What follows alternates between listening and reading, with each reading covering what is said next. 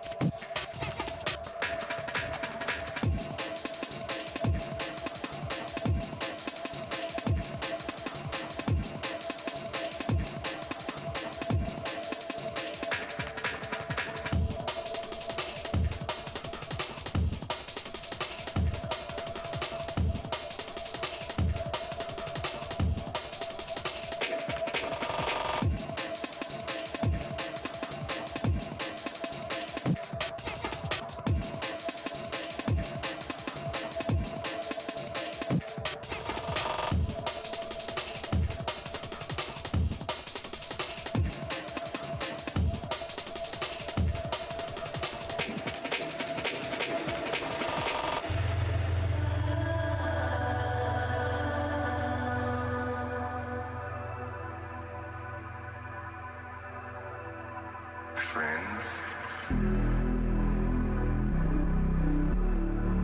Do we have any friends?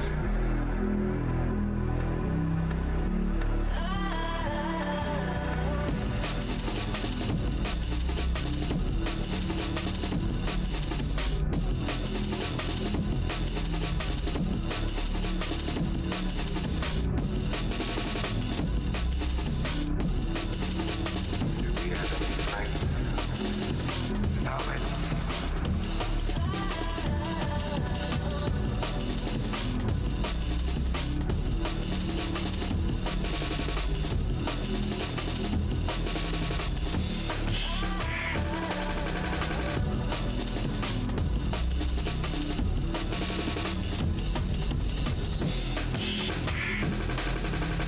Knowledge is everything.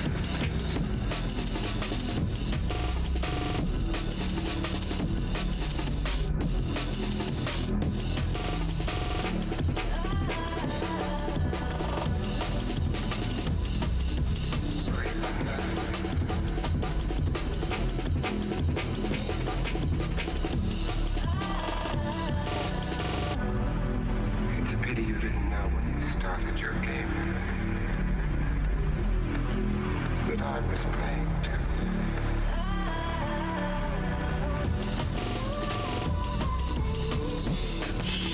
There's no way out.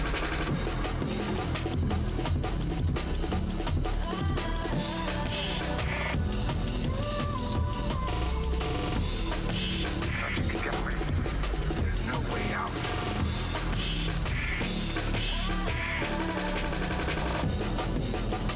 You didn't know.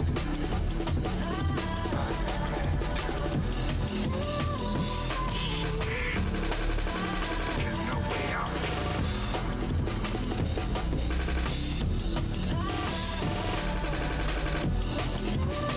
Knowledge is everything.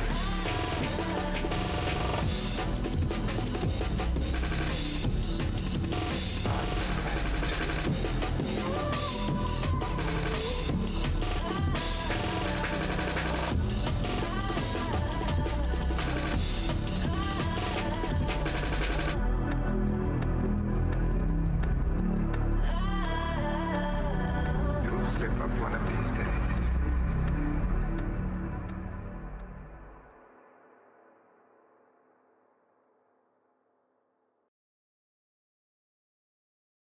Hey peeps, what's going on? So I just realized I have not switched my scene. I didn't switch my scene because I just realized that I still have Dylan deadless on the TV. he was providing my pre-show background music like a champ, like a fucking champ, man. What a guy. I love him even without his mustache. He's an amazing, amazing DJ, amazing human being, and thank God for remote control apps on your phone. So I don't have to get up and find the remote. Big up, everybody. It's so good to see you. So good to see all of you. Um, I love Tuesday, and this Tuesday is shocking because I was actually ready on time. I was actually ready early, which is weird. So I got to actually talk to my guest while the video was rolling. Hey, Beats, thank you so much for the sub. 4 months. It's crazy. It's crazy. I cannot believe how long it has been that this. It's weird because, like, in some ways it feels like I just started, and then in other ways it feels like I've been doing this forever. Um, I love Tuesdays. I love hanging out with you guys. Um, I love Saturdays. I can't believe any of you come just to like watch me talk. I mean, to you, yes, but I love it. All of you beautiful people all over the world. And, you know, fuck COVID, but I'm so glad that it brought us all together. It just makes my little heart sing. My cold dead heart warms up just a little bit thinking about that. So yeah, tonight, live from the Lego Death Star, we have Darth Liquid joining us. I'm super excited for that. Um, We've been chatting a little bit in advance of this, and there's so much to talk about. I know we're going to run out of stuff, or we're going to run out of time before we run out of stuff. That's always what happens. Even with people that are scared that they're not going to have enough to talk about, we always have more stuff than time. Hey, T Bone, thanks for the lurk. We love you. Tell your beautiful, lovely wife that I said hello. Um, So yeah. Oh yeah, big news. So fundraising for the birthday. I have all the final numbers and I made the final donations today. And I am super, super, super excited. Um, yes, Wes, I am so chatty, I make other people chatty. Now that is a trick because somehow I can shut up long enough to actually let other people be chatty. That is impressive. I think when we met, I was not maybe as good at that part. Um, but hopefully you've seen me grow and not just in waistline in the time that we've known each other. Um, okay, so let's talk about what happened for the months of March and April to celebrate my birthday. I'm super excited. So this, whoops, I went the wrong way. This, wrong way. That number right there, $356.78 is what happened on Twitch with bits and subs and the ad money they give you. I don't know, everything that they give. That was it for the entire month of March and April. And because I got some subs on May 1st, I threw them in too. So there's that. Then the next thing was these are the direct donations that came in. So $639.02 to NAMI and £20 to Mind in the UK. Excuse me. Oh my goodness. Amazing. I'm so excited for that because that money went straight to them. And Tiltify does not take anywhere near the markup that Twitch takes. Like, let's see, 10% maybe of the markup that Twitch takes is less than 5%. So that's freaking amazing. Then these are the tips that I got from Mr. Rayner and Jax. Super excited about that. So that's another $40 US. And this is the math total for everything. So from Twitch and tips, $396.78. Then I just figured out the percentage of audience and divided that 396 among the US and the UK.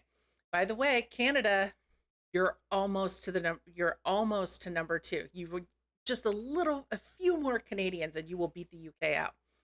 So next time I'll find some organization that helps the mentally ill in Canada.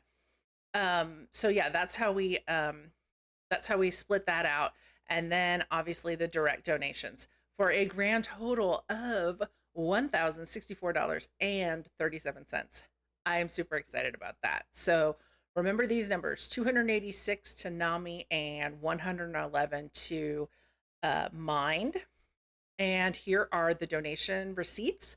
So here's my donation of £75 to Mind. I blanked out my name because they wouldn't call me Curly because that's not what's on my credit card.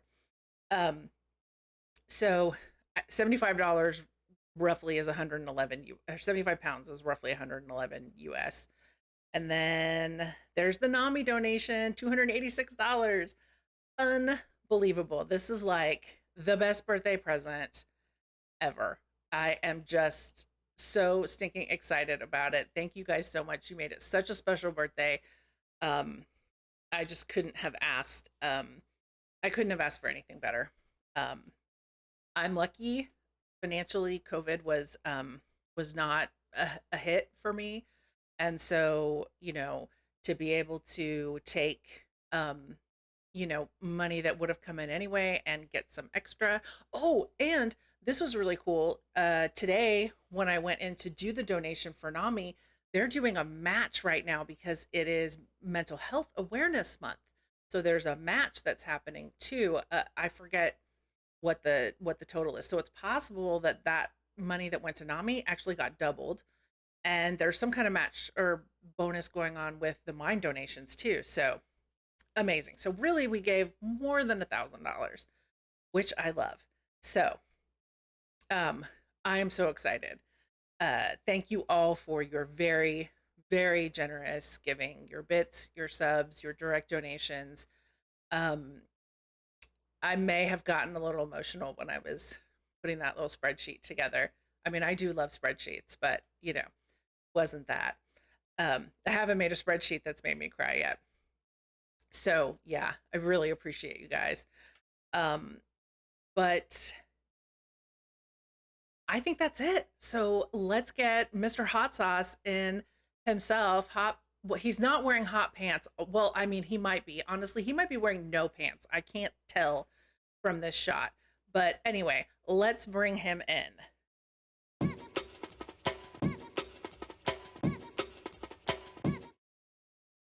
All right. There he is. The one, the only, the Darth Liquid. Um, you're not that pasty, not in that dark room with the warm colors. Um, it's weird. Like for me on stream, like bright light is actually much more flattering. I just have to wear extra blush and lipstick, but for the wrinkles and all of that, it's much more flattering. You guys can't hear him. Oh my gosh, I know why. Hey, speak again. I bet they can hear you now. Can you hear me now? Hey, yeah, Hi, because everybody. I unmuted the right thing this time. Beats thinks it's better if he doesn't hear you. We could do like lip reading. That would be an event. Maybe Beat Specific could translate your lip reading for us. With the wig on, though. Only with the wig on. All the things must happen with the wig. So let's see here. I got to see Jake's dog a little bit ago, the puppy, who is not little anymore. It's freaking huge. I'm super excited that I got to see the dog. Really, I should like start, like giving bonuses to people who bring their dogs on stream. Look at him. Yeah. Look at him. He's so big now. Boy. I remember when he used to like tuck over your shoulder like really nicely. Not anymore. And look at those feet. Oh man. Good boy. Oh man. See, this is the key He to was rating out of it. success. He was like, bye. Yeah. I am sick of the paparazzi. Get those cameras out of my face. So I was reading your bio on your about page and I loved it so much. I have to read it because it's so good. And also so not self-promotional, like to a fault almost. I was like, this doesn't say enough about this guy. Like this, if some stranger reads this, they're not going to realize that like they need to be here. So this is his about. This is his about, guys. Goofy Canadian junglist from the prairies, likes long walks in the forest, large Star Wars Lego sets, and bass so deep you feel it in Jamaica. Some early influences are E-Town Junglist, Deco Z, or Z? Cozy. Decozy, okay. I am Jeff Incarnate, Chris, and Julian Liberator, playing records since '95. Big love to Team 1134. Yes, we're teammates, you and I. So yeah, I absolutely love that. Oh, and speaking of E-Town Junglist, right here already here in the chat, Canada is representing, and I am here for it.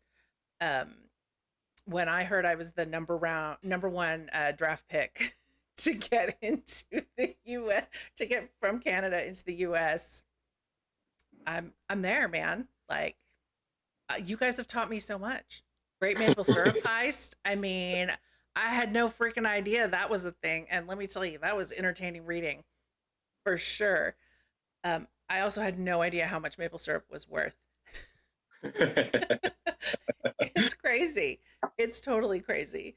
So I'm trying to think like what we talking about a couple of things. I'm trying to think like where is like where's a good place to start? So you told me that one of the things you wanted to talk about was PPM, the plastic puppet motive. Yeah. Wanted to talk sort of about their influence in Hmm. the rave scene and just music in general. So I guess maybe as a lead into that, why don't you tell me how you found in the wilds Oh, prairies of so Canada all of this like just after crazy I music? moved from Vancouver to Saskatoon, that would have been '94. I I'd gone to a few warehouse parties and stuff like that out in Vancouver before, but it was like techno and big dirty, not really my favorite kind of area to be in of town as well. So then after when I moved to Saskatoon, I kind of ran into a few guys. One is like Rory Lasers. He's part of the PK crew now. He owns like I think the Victoria office, but he ended up taking me out to a couple parties here in Saskatoon, and it happened to be PPM ones. And the head of it was these two guys, Wade Fornwall and DeCozy. And Hmm. weirdly enough, I happened to live right next door to DeCozy's parents. So we had to smuggle him into our house for parties and stuff so his parents wouldn't know. We had some absolutely disgusting shakers back then, but that was kind of when I started to like kind of get it, like Yeah. there's more to it than just like, you know, being in a big dirty party doing drugs. There was like, wow, there's like great music. There's people to meet and stuff like that. Yeah. And man, these guys went over the top with their parties too. There was like all the walls inside the whole club were like crazy murals, and there was like girls swinging from like swings from the roof, and then there was like crazy old dance floor with like cage dancers and stuff, and strobe lights like going crazy. And I don't know how I found myself, but I ended up being in the DJ booth all the time with DeCozy himself, and it was just like, I don't know, he just started showing me like literally. And I was like, Yeah. I liked it a lot because I was kind of more into the Bristol trip hop kind of sound more Okay. back then. Hmm. This is like before I found out about drum and bass and stuff, because Right. that came a little bit after. But I started enjoying it. It was like, big. So kind of right at that time of like DJ Shadow's first album coming out. That one Hmm. really affected me, I found, just Yeah. because it wasn't like a band, it was like Yeah. some nerd kid in San Francisco beating the fuck out of a sampler, and just Yeah. going at it, and it was just like, holy fuck, I want to do that. Okay, you got to tell me more about PPM parties because the Oh Canadians yeah. are going crazy about that. Hey, Crypto, what's up, buddy? Thanks for the raid. You're the Hi, best. Crypto. So good to see you. I appreciate you very much. One of our latest drum and bass partners, man. Twitch is Yeah. finally noticing us, so we better Awesome. be on our best behavior. Um, so yeah, everybody in the chat from Canada is like super excited about these PPM parties. Now, you have to tell me if my geography is off, but my understanding is Saskatoon is like not really a big city kind of place, but it I sounds know. like these were big parties, Yeah, they were like huge. Like, investments, you know. oh yeah, like To the Beat, that's probably in the chat room, probably. Mhm. He's got his own show usually on Sundays and stuff.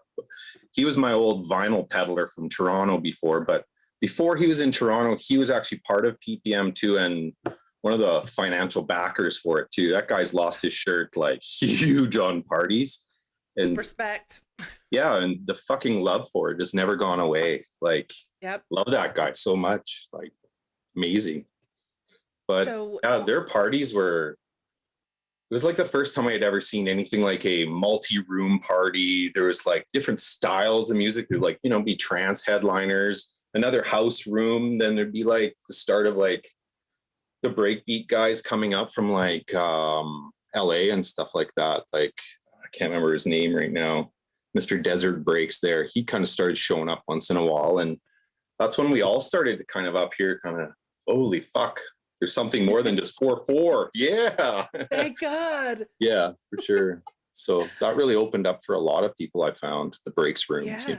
Yeah. Nice. So, so people came like from all All over. over. Like there would be people like, I mean, Celsius, what E-Town Junglist, Mm. he'd be down to play all the time for PPM and stuff. Freak Nasty came up from, John Kelly. Thank you. There was a lot of guys that came through. There's lots of the Calgary crew that I'm sure tons of them have come through, because this all kind of like it eventually kind of blended into becoming what became the Connect Festival, which is kind of like down out of Regina. And that was like a few promoters all kind of coming together and doing big outdoor festivals. So there was like, at one point there was 3 outdoor stages for that one, but that used to be one of the longest running festivals in Canada for the longest time. But that festival finally retired 5 years ago or 6 years ago. 6 years ago, I think. Yeah, for how old my kids are. Really recent. Yeah, for sure. Really recent. Very recent. So, but I mean, to get these artists in from all over the place, you had to be getting ravers in from all over the place. Yeah. Too. So DeCozy himself was writing a lot of music at the time, and fuck, the guy had one of the hugest record collections I've ever seen. Like in an apartment, it was like 2 full bedrooms completely. Oh, wow. And then the whole hallway down was completely vinyl, like floor to ceiling. Like you kind of had to shimmy past it. It was so full in there. It was crazy. Wow. Yeah, they were nuts. And that was kind of how I got into more of like the DJ cut records and stuff like that. And like some of the record pools, I guess is what I'm trying to say. Because DeCozy he was in like 3 or 4 of them at the time back then. And he literally would just be like, hey, Jake, I've got all this drum and bass and I don't play any of it. Here you go. So I was just like, what? Yeah. And okay. Can you explain a record pool to me? Because that was not something we ever did. Yeah. Some of the older DJs back in, that would have been like the 80s and 90s. They'd be getting like 2 or 3 different record pools. So it'd be some of the label houses. They would like send out like a batch of records, and they'd expect you to do a full write-up on like what you thought of them and everything, and like send that all back. It'd be like paper info for all of them. So I ended up getting just like crazy old like Liquid Sky stuff, Pish Posh, all kinds of like great old stuff. And it was just because no one in Saskatchewan was like, I don't play drum and bass back then, besides like one other girl that I know of, pretty much. Right when I first started, there was like a bunch of us that all started drum and bass kind of like at the same time. There was the Blueprint Girls, which was like Clue and, oh my God, of course I'm going to forget. But there was like 3 of them that were doing that. And then there was like Celsius coming up quite often, which is great because first time I saw him, it was just like, what the fuck am I doing? Fuck this shit. I'm going to go to Edmonton and I'm going to go to this store that this guy works at and be like, dude, hook me up. I need like kind of thing. And he was super awesome for that shit too. He was like pulling out records that were probably for other people. But since I came from like a full province away and was like, here's money, take it now. he helped me out a lot. All of it. Yeah. For sure. So basically the record pool gave you records in exchange for your opinions. Your opinions, and they expect you to play them and stuff too. Cause like these guys had the steady club nights, and most of it was because DeCozy had a radio show that was like long standing. Shit, what was the name of it again now? That was great too. It was like super long. I can't remember the names of the nights. I know one of them will say it right away. Oh, me and my mind. Oh, Techno Prisoners. Thank you. Techno Prisoners. That's a great name. Yeah. That is great so name. Good. And it wasn't just techno. It was like kind of everything obscure, but like also with our local radio station, you have to play a certain amount that's Canadian content as well.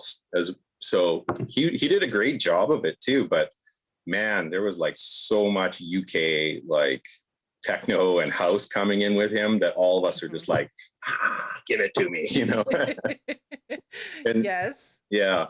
And I think DeCozy's probably the reason why I kind of mix drum and bass the way I do, where it's like mixing different styles together. Cause that's what he did with like his 4/4 stuff too, was there was no just techno or just trance or any of it. He really did kind of like, you know, be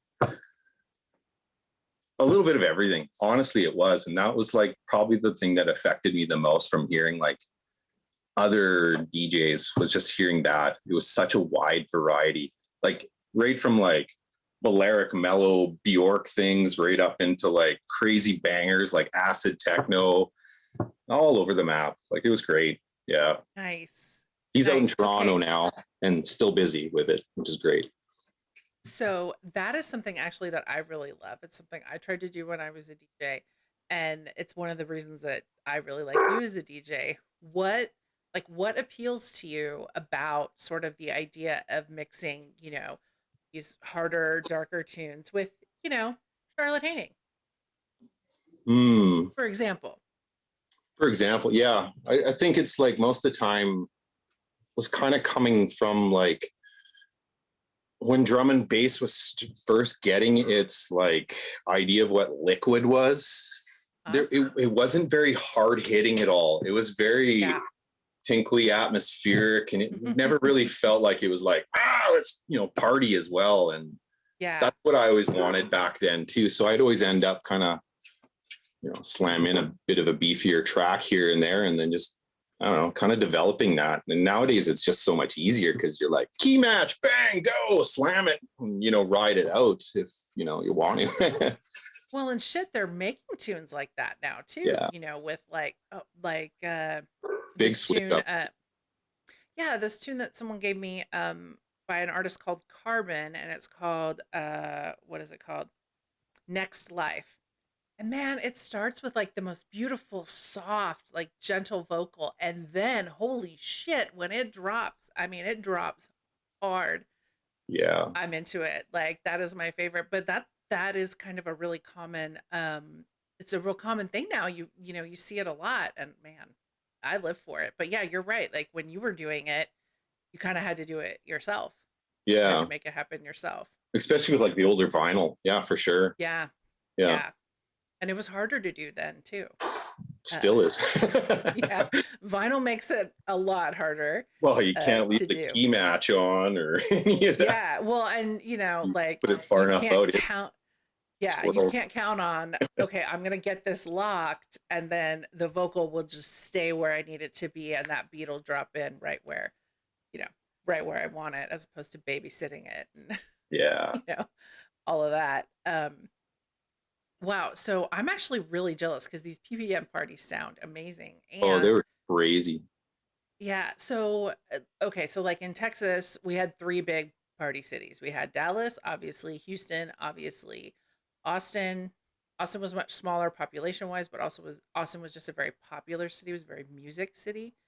San Antonio sometimes, but like those top three were like the big destination, and people would drive regularly from one to at least one other, sometimes two, depending on how many parties were that weekend. How far away were people driving? Like, I mean, Canada's pretty big, like geographically. Yeah. How far were people driving? For some of the bigger parties, I think from like Vancouver, Winnipeg, like good 7, if not 14 hours, there was people coming. There's like some big acts coming from the States too, like coming up over the border quite often. It was like, it was super crazy. You'd have Chinese like dragon dancers going through the party while it was going on. Man, like there was no expense that was spared from this thing. Like it was so over the top. Some of the like the lighting budgets were just huge. And like that's kind of how I got in, why I was into it too, is because I was one of the lighting programmers and stuff like that, as well as DJing. So kind of always been it. Yeah. People flew to PPM parties according to the Beat. Yeah. Wow. Like just to attend. Yeah. That's amazing. Not even to play. Love that. Just to come to, yeah. So when were they like most active? Like it sounds like 94, 95 probably is when you started going to their parties? Probably 93 to 99 probably was their like big heyday kind of. I'm shit with Wow. dates, but yeah, no, they had like a really long run of both their club nights, and then for a couple of years after, they did like some great big kind of like 3 room like weekend parties and stuff like that for a while before they all kind of moved off to different parts of the country and stuff. Most of them Toronto, but yeah. Yeah, what you're describing kind of reminds me. I mean, obviously, it's like a precursor, right, to these like crazy, Tomorrowland and blah blah blah festivals that we see now. But it reminds me of like a time when I don't know if it was like this in Canada, but like in the U.S., there was this really sweet spot of a time when like club kids were also coming to raves. It wasn't just like Yeah, it would have been the ravers. same. Yeah. Yeah, and they were, a part of the Club Kid is like really almost like a performance art kind of thing, right? Yeah, And for sure. yeah, so they were definitely like adding an element to it. Um and Yeah, thinking we had about like places. live graffiti artists like doing actual wall drawings in at the same time. There'd be like different types of dancers, in their little clusters all over throughout. And Nice. yeah, there's a little bit of everything. There really was. It Yeah. was like over the top. Yeah, 99 was the 5 year anniversary party. And that one was Wow. absolutely bonkers. I can't even put that party, you can't even put it into words. It was dripping from the roof, man. It was so crazy. It was. Yes. Yeah. Yes. Yes. Raver Rain. Oh, Um yeah.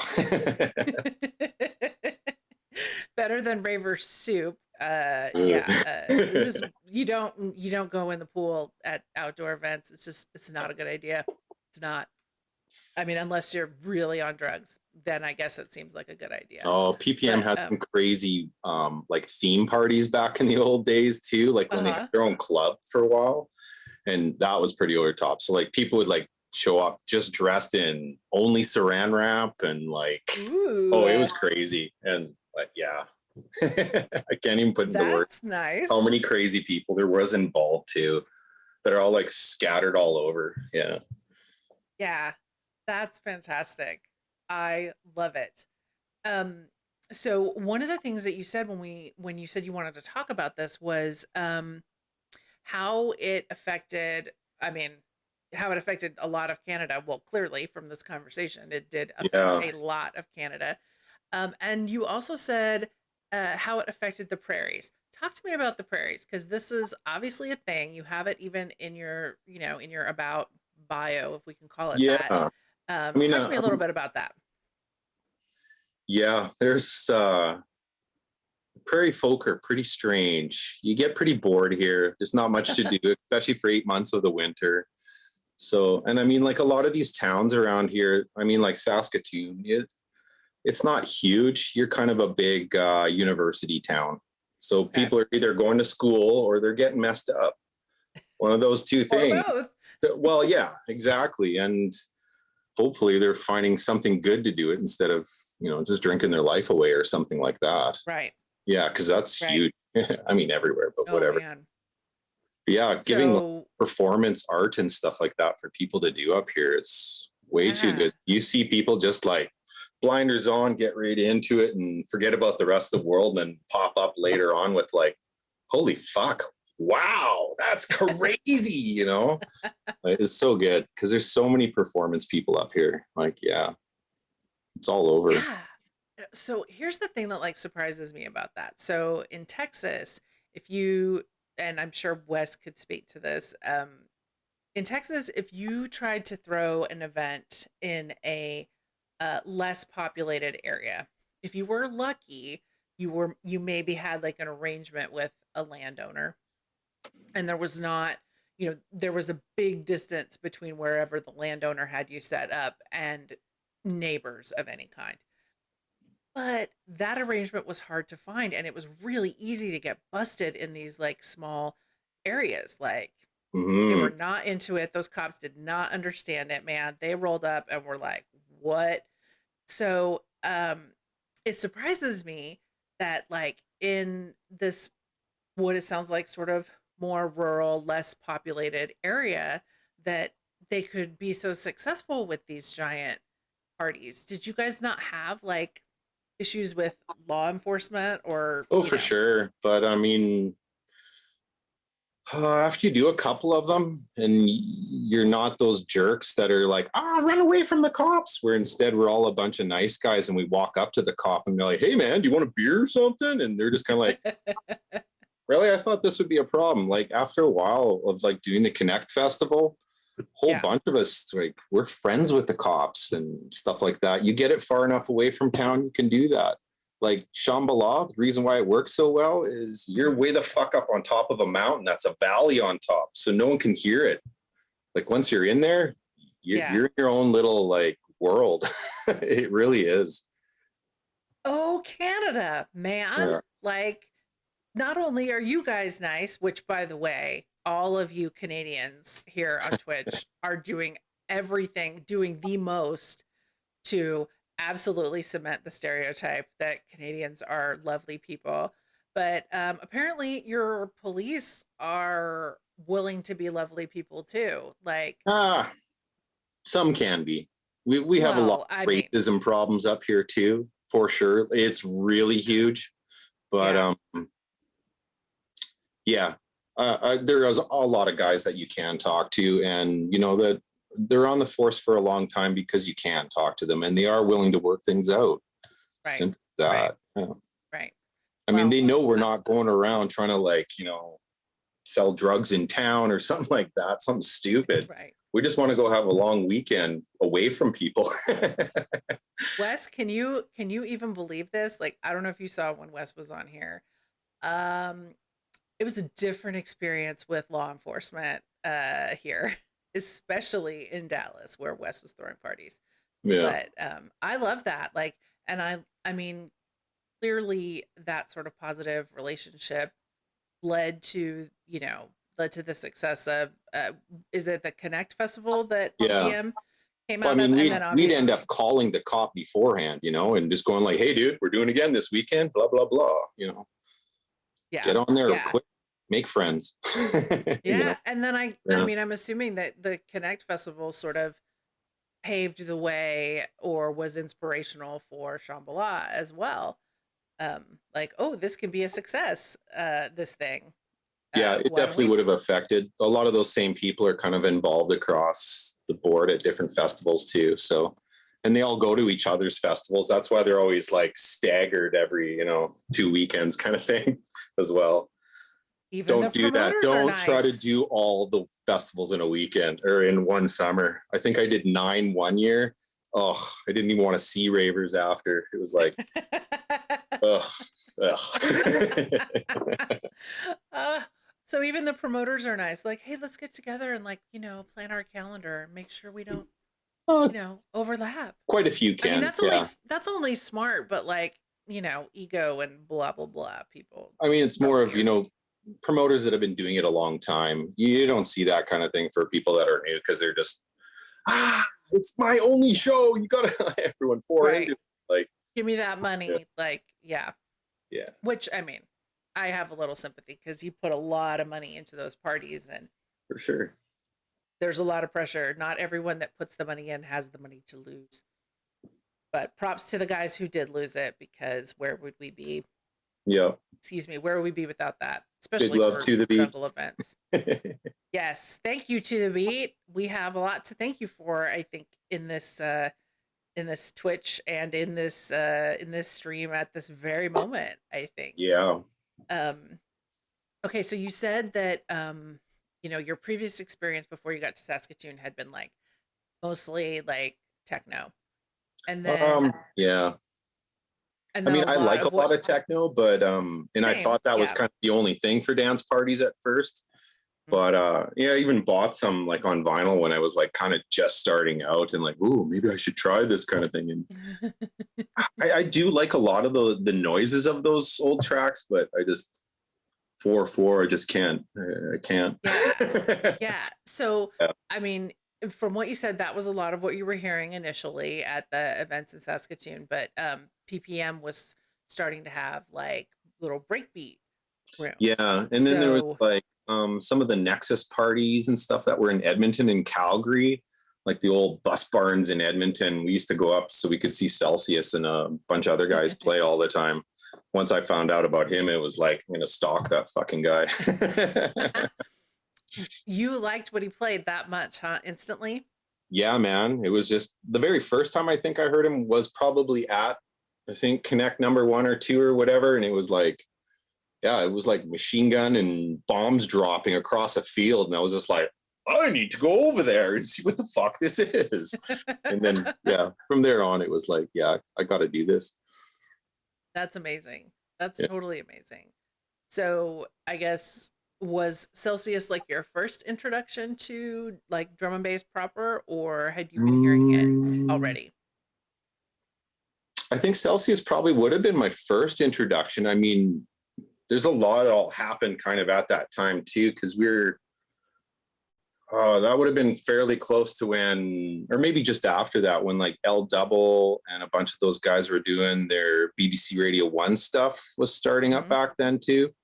And I know like me and Rasta, Daedalus, and a few of us, we were just like religiously watch that BBC show all the time and like, we'll take notes on the records that we're going to buy. It's like, crazy. Man, I am fucking jealous. Like, for real. Like, first of all, like the UK accepted Canada as like, okay, y'all are cool, way before they accepted the US. But so you guys also had access to the BBC programming from the UK, which obviously gave you access to, Yeah. the kind of information that we would have loved to have access to. Yeah. That's And then fantastic. also out of Toronto, because some of our early like record orders and stuff like that coming from like Eastern Bloc and later on from like To the Beat and stuff. But I'd make sure to always grab like tape packs and all the media, like ATM magazine when it was starting to first come across. I would just like eat it all up, man. I used to have like a stupid collection of magazines no one should bother with, just stacked. So, yeah. Speaking of, I feel the need to like try and shout out some of those ATM guys if I can remember how to type their names. They're since awesome. They're not here since they're sleeping right now. Like good smart places to go and people to see. UK folks.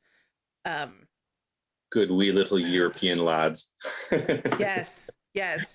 I think that's right for Mr. Flex.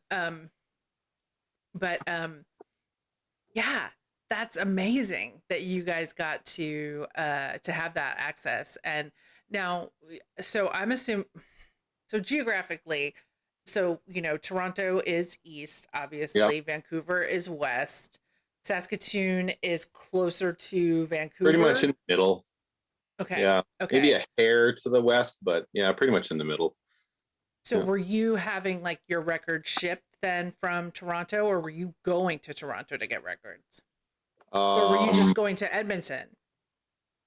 I would go to Edmonton a lot at first. Edmonton, Calgary. There was some smaller record stores that were here, but it was kind of like order in yourself, It wasn't like stocked properly. But our local record stores had quite a bit of like the trip hop and stuff that I was more into, which was great. I can't remember the name of the record store. It was like downtown in this old bank right beside where the Odeon is. And it was like pretty much like an office room that they had converted into like a record store. It was awesome though. They had so much weird stuff like old Lamb and some of the early atmospheric drum and bass jungle kind of stuff. Not really like hard bangers or anything, but it was kind of more yeah, almost on the edge of like the Earth compilations and stuff like that. Yeah. I've been going through my digital files and finding a lot of that stuff. Like finding early like crazy lately. like early atmospheric that was like at like 145 BPM. Like, God, what would this even sound like at 170? Yeah. I should try it one day and see. Keep that key lock on. even Clint can't remember the name of that store, so you're in good company. there. Records on Wheels. There we go. Yes. It was Records on Okay. Wheels. Yeah. So how many of these people do you know in real life and have known, for like a long time? So obviously you've known Clint, you mentioned Dylan, Yeah. um, To the Beat. To the Who Beat. else? Mr. Fudge is on here as well. He's kind of a breakbeat and house and hip hop guy. Me and him both started at the same time. We used to hang out with To the Beat all the time, like the three of us for quite a bit, and just chain smoke marijuana and learn how to freaking DJ pretty much. And show up at parties and run around shirtless and be goofballs. And and then later on, we started taking it more seriously because there was another club that started, and me and Fudge kind of got our foot in the door there. It was called Zombies.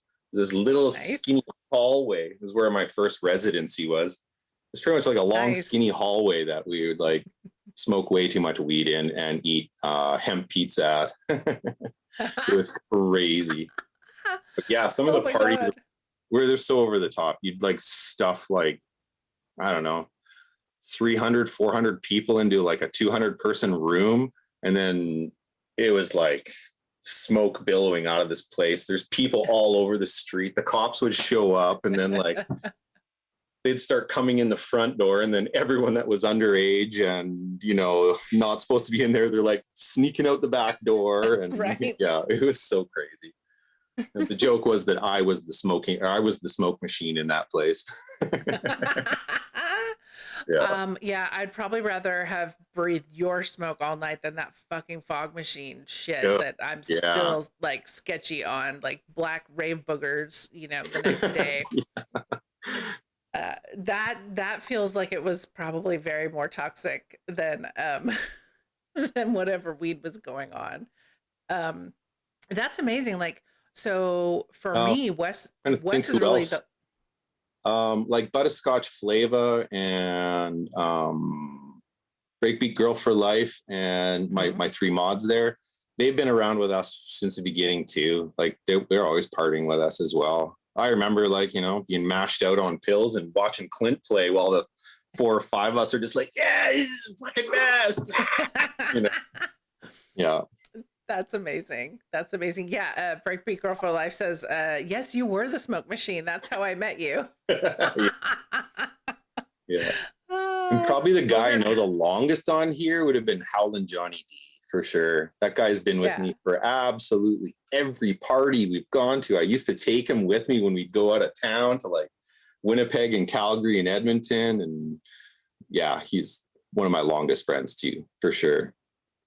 He doesn't DJ, awesome. But he pretty much should, because fuck, his record collection's insane as well. But he just loves it. Yeah. Yeah, there are quite a few people like that who just want to have the music. Shit, does the world really need another DJ? I mean, if you're gonna be amazing, hell yeah, you should try it. But God bless the guys who just collect and are like repositories of knowledge for the rest of us. They can remember all the names when we can't. If I ever put together something a little bit more together of like what I've actually done for DJing and stuff, I'll need his help, because he's also been there all the time with a camera all the time. Oh, nice. His incriminating pictures are the best. I have one in particular like that. My eyes are way too wide. Smile is positively manic.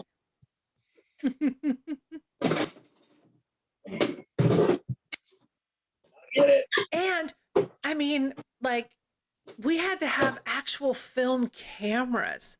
Yeah. Like, I must have went through so many disposable cameras going to raves. The old PPM pictures and stuff like that of us all mashed out. I'm really not going to let too many people look at that one, though. Not too long. Get it on and get it off. Yeah. Sure. Move it quickly. Okay, so somebody mentioned Golden Girls. Now, obviously, I know who the Golden Girls are, but who are your Golden Girls? Is this like Butterscotch Flava, Breakbeat Girl for Life, Lynn and Smith, Lynn Smith. probably. Yeah. And Yeah. then we've got another friend. She's the fourth one, but she's not really on here all the time. So Yeah. every once in a while she pops on. Another one of our friends Yeah. here in town. Yeah. Yeah. But yeah, I've So just it known must those girls forever, just partying with them everywhere. So yeah. it must be amazing to have so many people here that you've known for that long. Like, um, I have some like my best friends, they listen to like El Hornet basically, and that's it.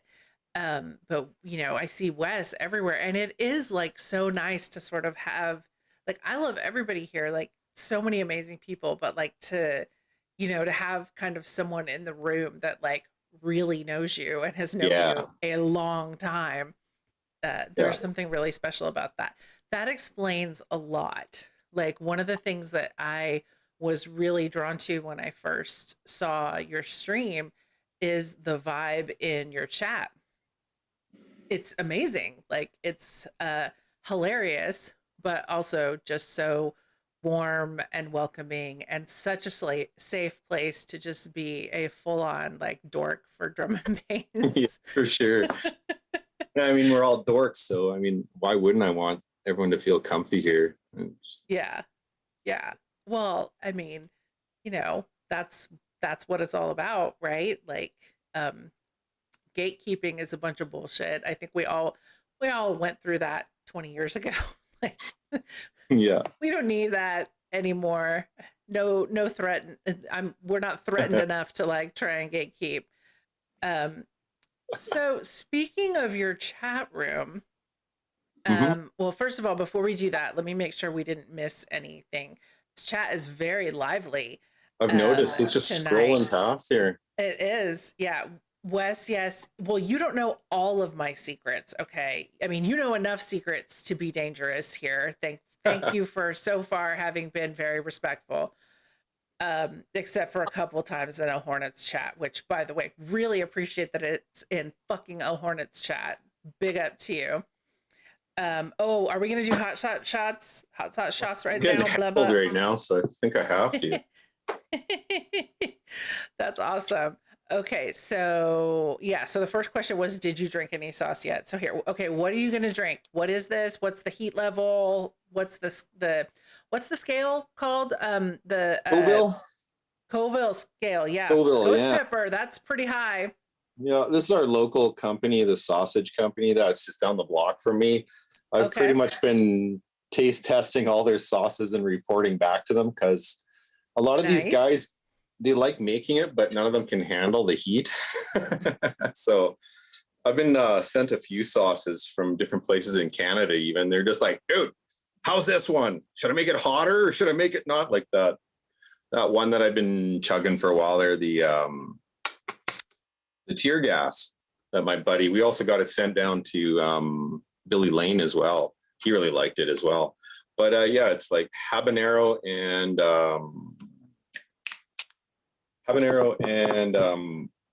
horseradish together in like a white sauce. So Ooh, it's really great on beef products and stuff like that. Brisket. yeah, yeah. Yeah. Brisket. All the Yeah. brisket, please, thanks.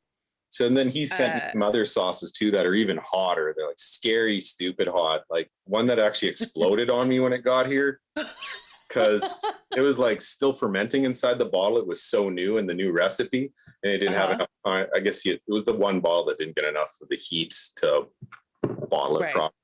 But when it got here, I right. had a little piece of pizza, and the thing when I took the lid off, more than half of it just kind of right out all over it. I'm just like, oh my god, and like That everywhere, sounds like, and did that everywhere not it feel was like touching pepper was like spray? burning. Oh, it's worse Yeah. because it was like 9 million Scoville for a sauce.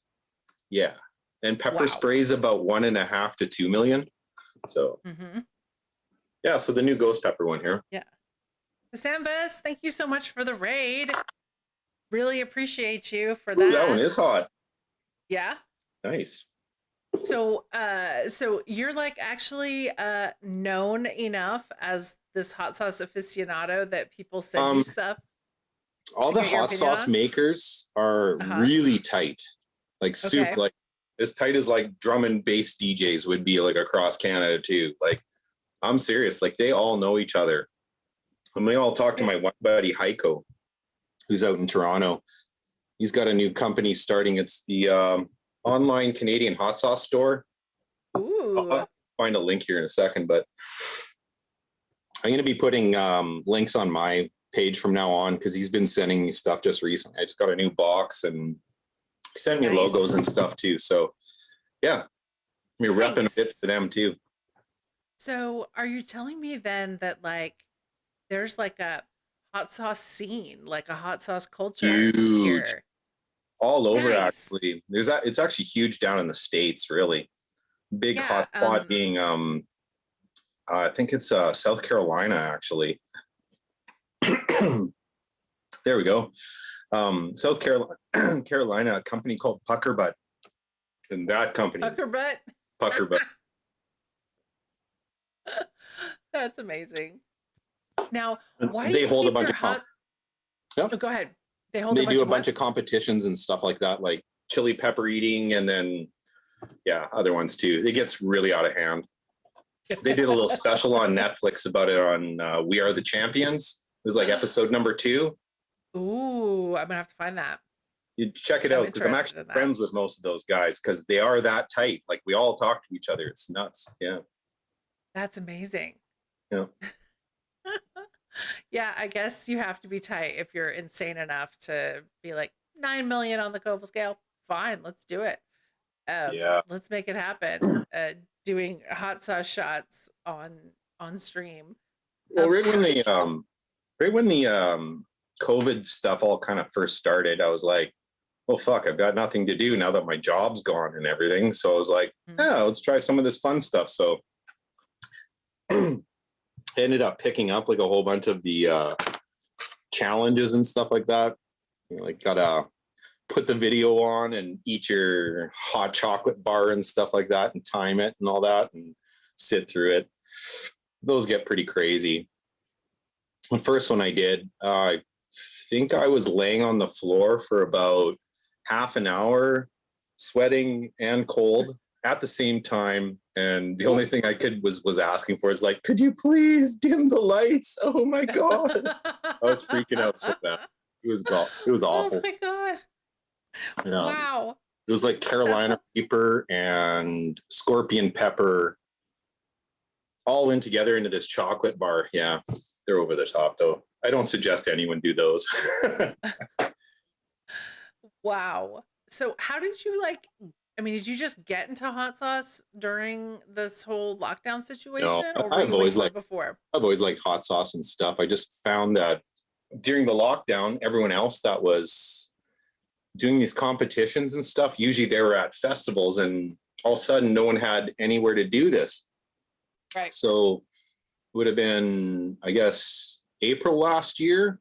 They actually did an online competition and stuff. So they got everyone to like do video and stuff and hot pepper eating and all kinds of like different manufacturer or sauce makers would come in and do like a full special about their different brand and kind of got into it, made way too many friends. And I kind of can't stop drinking it because it's just so delicious. What made you decide to like put hot sauce shots on your channel point redemptions? I'd been snapping it back a little bit just kind of for fun, just trying to see if I could get my tolerance up higher and higher. And I ended up killing myself on one of my first Twitch ones. Like literally had to shut it off and then lay on the floor in pain for half an hour.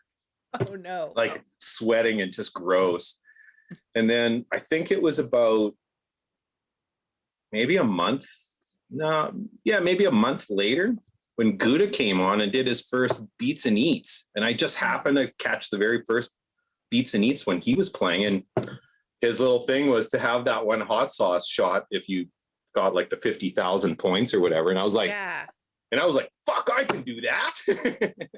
So his first one was tacos, right? His first Beats and Eats. I missed it. So yeah, that makes sense then to get the hot sauce. But he had the hot sauce as the worst one on that. He mentioned this when he was on. Yeah.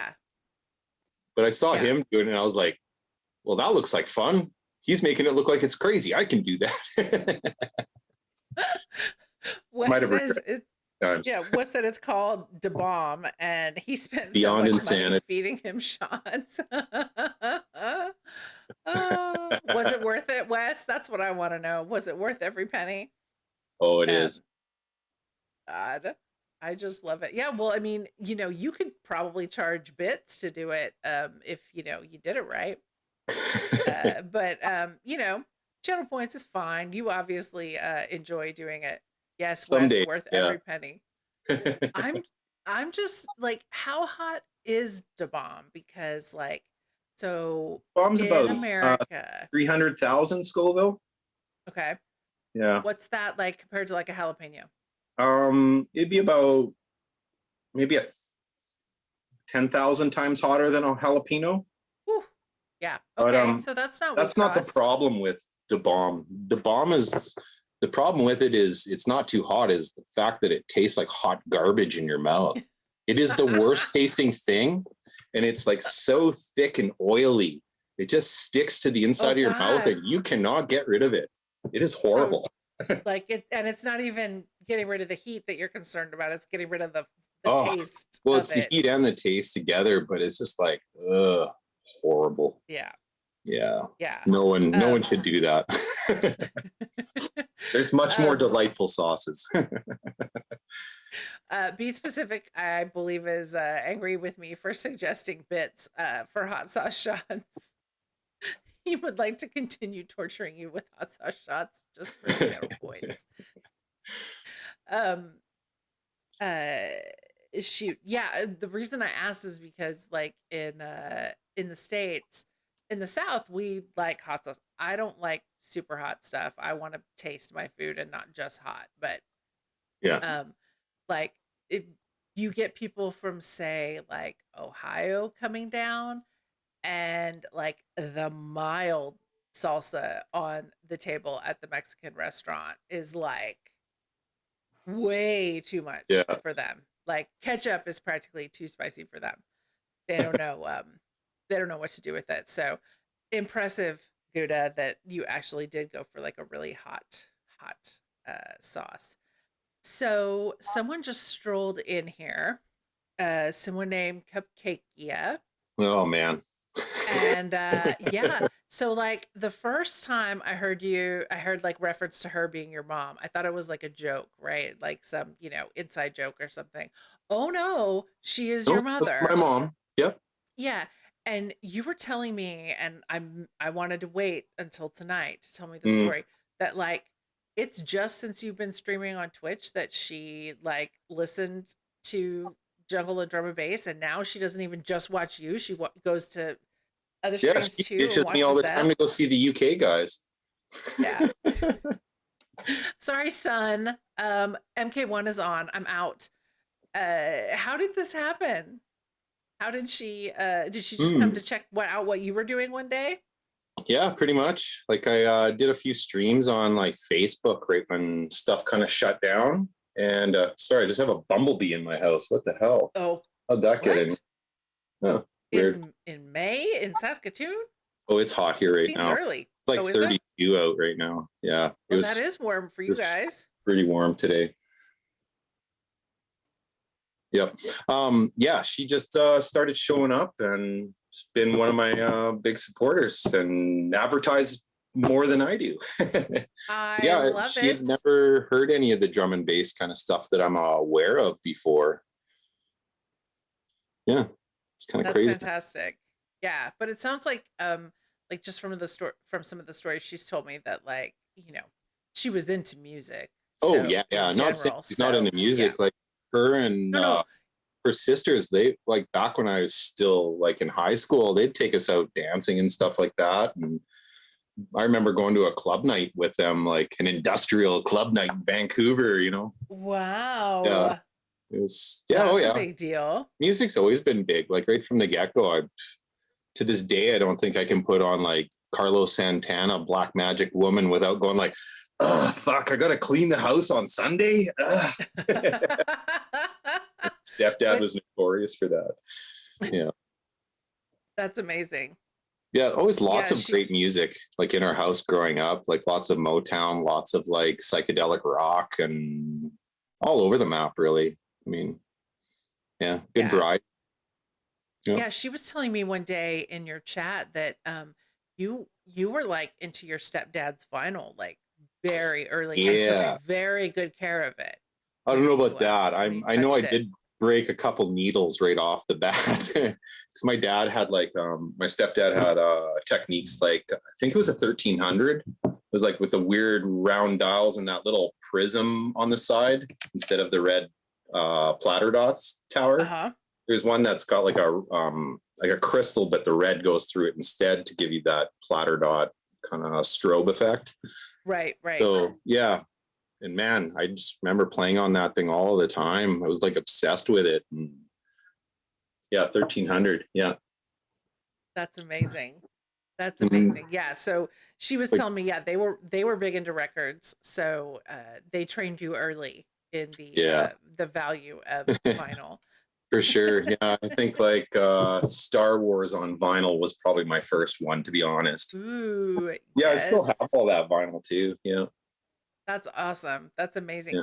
Yeah, you have your stepdad's vinyl too, right? Like My some of his stepdad's vinyl vinyl is as at my well. sister's place out in Vancouver, but I'll be getting it back. Yeah. Nice. Very nice.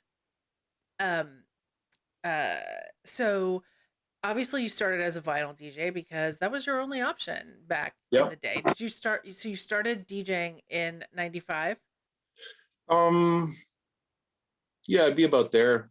Okay. 95 would have been, yeah, my turntables I would have purchased as well for the first time.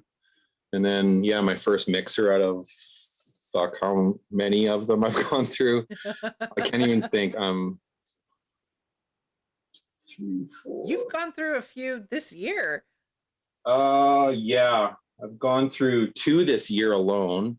And now I've on to a new Rain 7.2.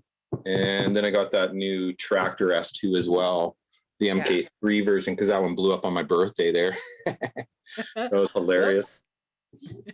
Yeah. So, how did you make the transition then? I mean, because I know now you play both, you have a setup for both, but how Yeah. did you make the transition and like what prompted you to make the Um, transition to digital? I probably held on a lot longer to vinyl than a lot of the guys actually. Just because I still don't like the feel of a lot of the Pioneer decks, and some Mhm. of the early Denon ones didn't feel very good either. I don't know. It just wasn't my thing. I'm starting to kind of come Okay. around now finally, but yeah, slowly made the digital kind of conversion, kind of going along with the Tractor route though. I pretty Yeah. much stuck with Tractor, even though I've tried everything else. I just find the Tractor, I can navigate around through tracks and everything a lot quicker than any other software, Right. especially if it hasn't been you know, rendered properly in your software. If Yeah. you're just Yeah. turning on a Yeah. brand new piece and you're just going to go without any hot cues or anything, I Right. still think Tractor is the best way to go because you've got Okay. so many features at your hands just ready to go. And yes, like Guru says, it was a lot lighter than three crates of records carrying around. And then, also bringing I vinyl turntables with me sucked too because, who had tuned up turntables ever back then too? It was just right. getting worse and worse and worse every time you'd go out. And then you Yeah. start playing at outdoor festivals with a fucking bit of wind. Ugh, my Oh yeah. God. Man, Yeah. this one year at Connect Festival, when I was like actually one of the promoters, we actually had two tornadoes rip through on either side of the fucking thing and like level two of our stages. And it was that nuts. We had Oh to my like god. collapse tents and everything while this shit went on. And then kind of wait until the morning and then just like, all right, let's fire it back up, pop everything back up and go. It was so nuts. Wow. Yeah. Wow. So yeah, double Yeah. tornado. Wow. Yeah, Yeah. that's a memorable event right there. Oh yeah. Um, I'll never forget that one. yeah, I have a picture somewhere of me playing an outdoor event and like the decks are in like one of those long like coffins, and we have like all the DJs have put like record sleeves, stuffed them in, trying to like create some kind of windscreen Yeah. around the turntables. Well, I have to say, like you work that controller pretty well for someone that like isn't necessarily in love with how they feel. You definitely Um, know what you're doing. yeah, it's a lot more comfy nowadays than how it was before. These platters are a lot better than the older tractor ones too, except for every once in a while I bump them because my hands are so big. But um, Mine yeah, too. Like, I mean, they're so tiny, these controllers, and that damn vinyl mode. Like, I'll be adjusting the fader and like my ring finger fucking hits the hits the top of the platter. And wee, there we go. yeah, Instant rewind. Unintended. yeah. Hey Probably Erod, good like to see the you. tractor setup the best just because of ease of flow. It's just Hmm. it's and I can quickly, if I want to be further into the mix, I can just click, click, click. I'm already there, and it's always on like the right measures instead Yes. of you screwing Yes. up where in the song you are. I just find it's an easier way to work. Yeah, By the way, thank you for mentioning that to me the other day, because I went in and out of the box, the DDJ 400 has skipping forward 4, 8, 16, or 32 beats, not bars. So I went in, I figured out in the manual how to change that. So now I have perfect. converted. So now it's 4, 8, 16, or 32 bars, Yeah, which is definitely going to make life easier. way easier. Yeah. Um, yeah. I don't like the CDJ mode beat specific, because I do like to cue with the vinyl mode, and there's not a button. Like if there was a button, it would be amazing, but like I can map a hotkey, but that's annoying. So I'm gonna suffer and I guess try and learn how to not fuck it up. I just started. I need to like have a little patience, uh and not complain so much. I mean, it is definitely easier to pick up than working vinyl and belt driven turntable. Um yes, please, Beats. I will take all of the tips, every single one that you have. Um so I did write this question down for you because, like, again, your chat has given me like this really interesting window into Canada. And you're not just like nice Americans or like Brits light, like a light version of Brits. You you do have a culture and all of that. So I'm really curious. Um, what two questions? What do you think people from outside of Canada, like what's a perception you think they have about Canada or Canadians that's wrong? And what is the best thing about living in Canada that people either don't think about or don't know about? Mm. I mean, the weed situation is obvious. Weed's Like pretty we're good. Yeah. all aware of that. Yeah. Weed's pretty good. I would say that for sure. But food culture up here is huge. It's really over the top. Even in small places like Saskatoon here, Mm-hmm.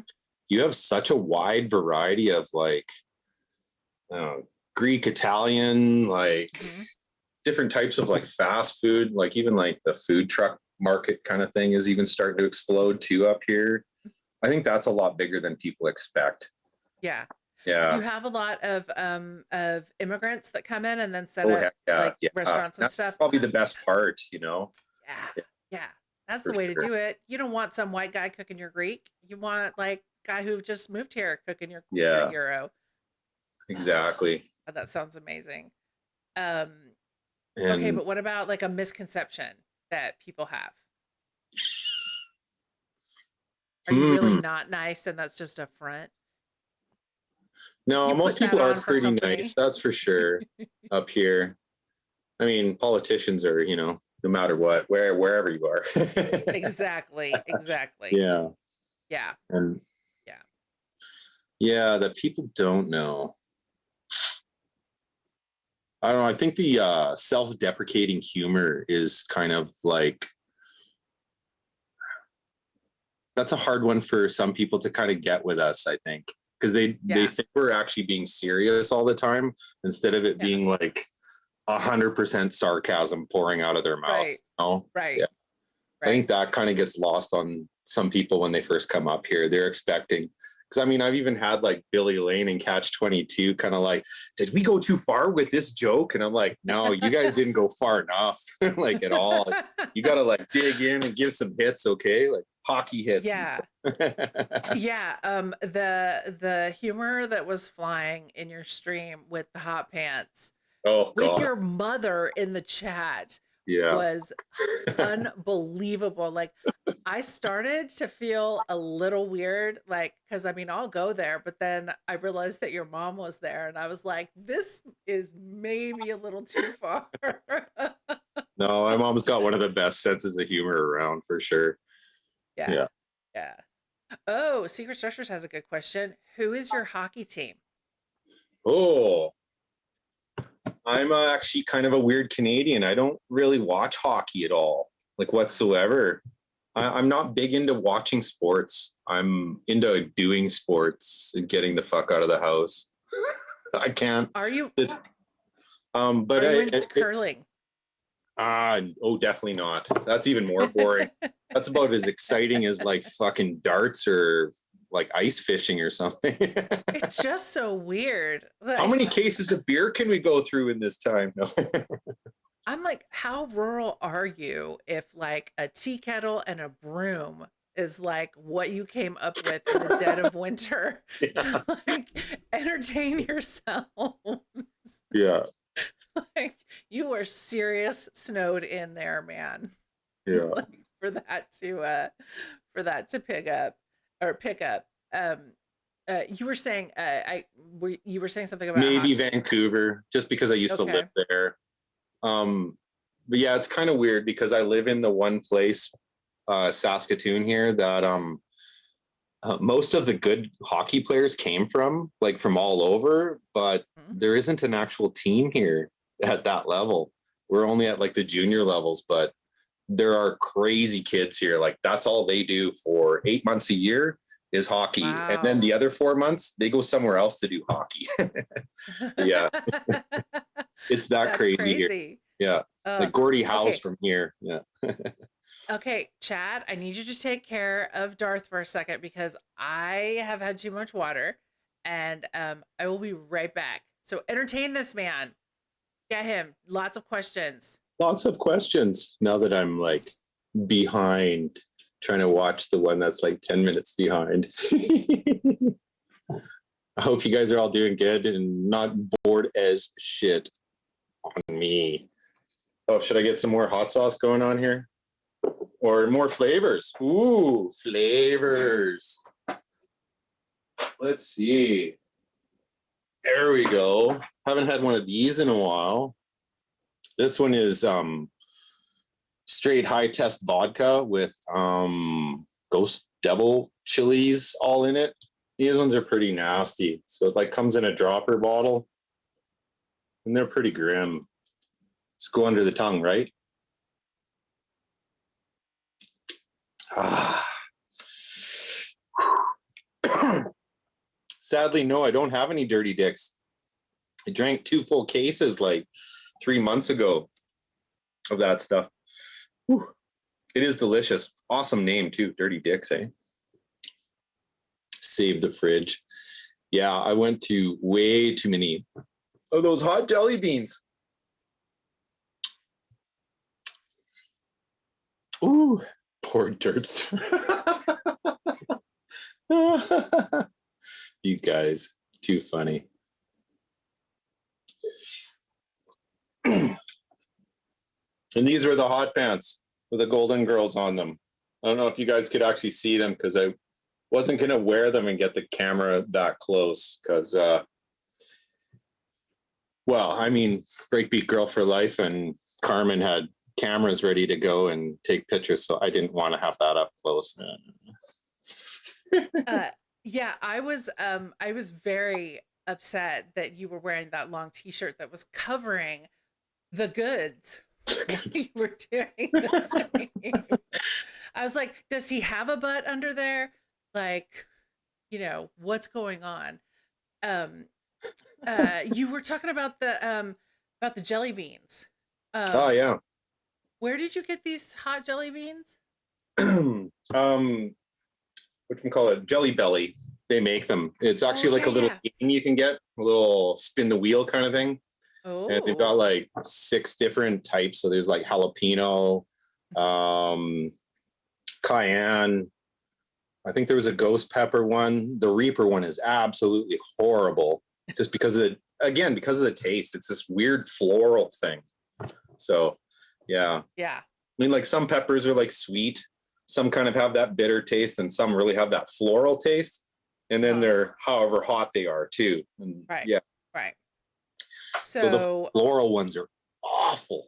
Oh, so do you prefer? So obviously, floral's out. You were not into the floral I like one. most of the other ones. Yeah, Yeah. So you said sweet and sweet and kind of that earthy kind of okay. flavor, like how Mhm. jalapeno is kind of. It has a very Yeah. earthy but green taste, Mm-hmm. compared to like say how a scorpion is. That one can be quite a bit more hot, but it still has the same flavor profile as those two. Okay. Kind of like how Ha- a green, a yellow, and a red pepper. They kind of taste different, and they've got right. no heat at all. So yeah, Right. everything just kind of works up from there. Um. So talk to me about the fridge. I think we've talked about this before. So the fridge is Oh, full of hot sauce, right? Like, um, first of all, the fridge is ancient, but it is also you have a lot of hot sauce in there, right? not as much as I used to because I have Okay. drank a lot over the last year. But probably the 2 top levels are like all hot sauce, and then down below is like Japanese kimchi and stuff because we make it ourselves. Yeah. Nice. I Very I nice. prefer that on tacos and burgers and stuff. It's easier on your stomach too to help break down meat products and blah blah blah. And have good When enzymes you in your stomach and whatever. when Yeah. you come here, there is a place here called Cilantro, Mm. and it is a fusion, a Korean Mexican fusion Oh, nice. food truck, and it is the bomb. Is that like Like, related to like Roy Choi's stuff out of LA? don't I bet you it know. is. Because It Roy might Choi's be like one of like, the bigger food trucks out of LA, and it's all like Korean taco fusion stuff. He's like one of the biggest guys. Yeah. I'll bet you it is related to him somehow. now I want cilantro. It's so fucking good. Like, Mm. you get they do like a lot of like rice bowls, salad bowls, noodles, but you can get like this The banh mi bulgogi. sandwiches too. Do they do those? No, Oh, no, I wish. I wish it's very like Korean as opposed to like Vietnamese or oh, anything like okay. that. No, apparently Austin only has shit banh mi, but Houston has amazing banh mi that I miss very much since I moved here. Um uh but yeah, but cilantro definitely. Mm, We'll go to yeah. cilantro. There's like a billion barbecue places to try around here. Oh, I Um, know. yeah, the best is I can't remember the name of it, but it's in the same little town, and like their own. It's like two different restaurants that are owned by like brothers, I think, or like there was a split, and so it's like a big deal. Like, who is the best? Who has the best barbecue and stuff.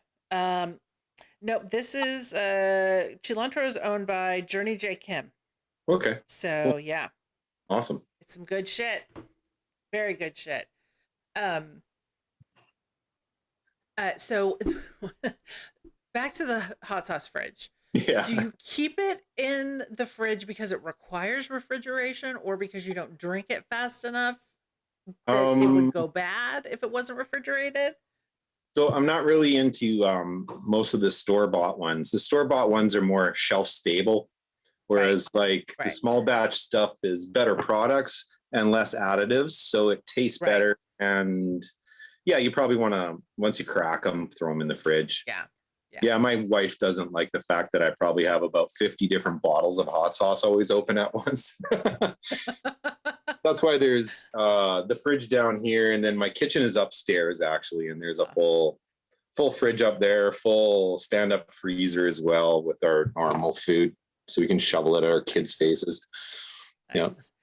Now, I am very sad because so this fridge is like a family heirloom. I mean, this has been like passed down.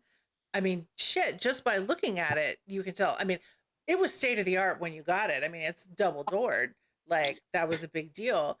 But my understanding is that if you move, this fridge is not going to be a part of your family anymore.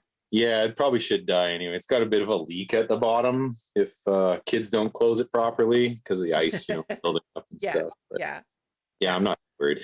Just a fridge. Well, it has really given good service to be around as long as it is.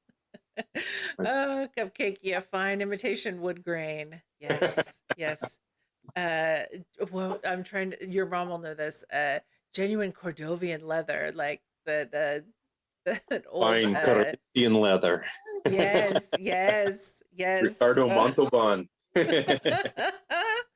Oh God, that was such a great sketch. Oh yeah. So Canadian humor. Back to Canadian humor. Yep. Is Letterkenny a good representation of Canadian humor? Yeah, it's probably pretty good in like the area of where I am actually. We're a lot of good old boys, redneck, flat prairie loving. Let's see if we can break our truck kind of area. Yeah, that's for sure. Sounds a lot like Texas. Oh yeah, hold for my sure. Beer. Yeah. Oh, that's amazing. I love it. Johnny D says the fridge owns the channel. You're just guesting all the time. The fridge is sentient and tells you what to play. Yeah. That's if you really want to get a good idea on Canadian humor, I suggest you go look for Kids in the Hall though. Like what Beats Pacific Guru is saying, because that is like so much of our generation up here. It's not even funny. It's like $240 worth of pudding. I mean, like every time I said for the stream 48 pounds of records, in my head I was thinking $240 worth of pudding.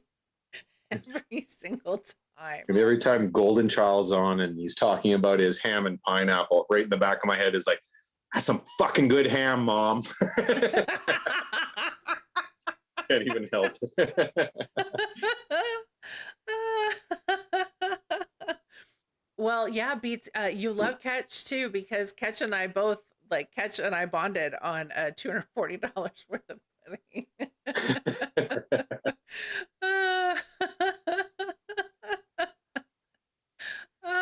Now I really am gonna have to see where Kids in the Hall is streaming and see if I can that'd be like a good like have on in the background while you're doing other things or whatever where you can't pay like full detailed attention to it. But I don't know, I can't not watch that show. If it's on, it's like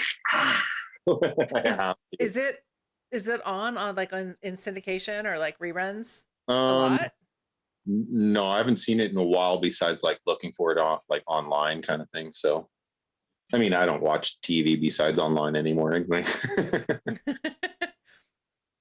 I mean, why who's got time with all this twitching? Right?